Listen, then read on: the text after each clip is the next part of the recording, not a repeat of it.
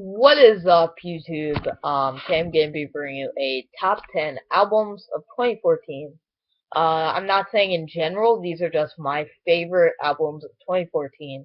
So let's start off. Number 10, is a band that you probably never heard of before. It's Matter, and their album Teraphim, came out on April 29th of 2014.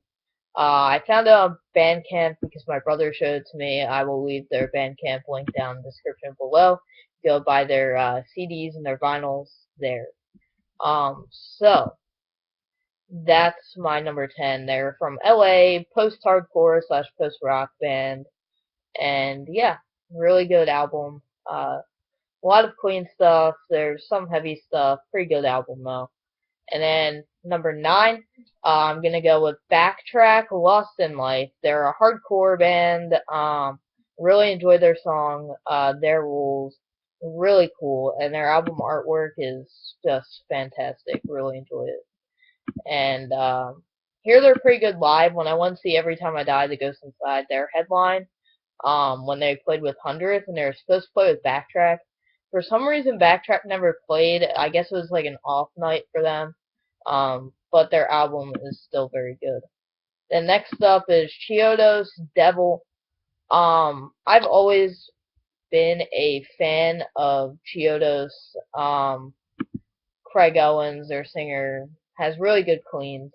Just not a band that likes to stick together. They got rid of a lot of members in the past, and now they got rid of their guitarist, and they caused him to get off the Crowd Surf America tour because he had a medical problem, and West Ball continued to tour with one band short. I went to see that show in Stroudsburg, and I was pretty mad because the day of we found out that Chiodos has left the tour, so I wanted to see Chiodos. And then off the number 7 is Hundredth and the Resist album. Hundredth, hands down, one of my favorite bands. Not my favorite band, but one of my favorite bands. And this album is just great. I really, really enjoyed it, and that's all I have to say about Resist. Then number 6 is the Amity Affliction, Let the Ocean Take Me. Really, really good album. Really kick ass. Really enjoy their stuff as always. So yeah. And then number 5 is Of Mice and Men, Restoring Force. I just started really listening to Of Mice and Men. I never really was into them, but their new album is pretty kick ass, and I really enjoyed it. And then number 4 would go to Beartooth Disgusting, one of my favorite bands, another one of those bands that are just one of my favorites. And yeah, really, really kick ass. You got I Have a Problem, Pick Your Poison, The Lines, Dead, a whole bunch of good stuff. Body Bag, Beaten Lips, whole bunch of good songs off this album. And then on to number 3, Architechts, Lost Forever, Lost Together.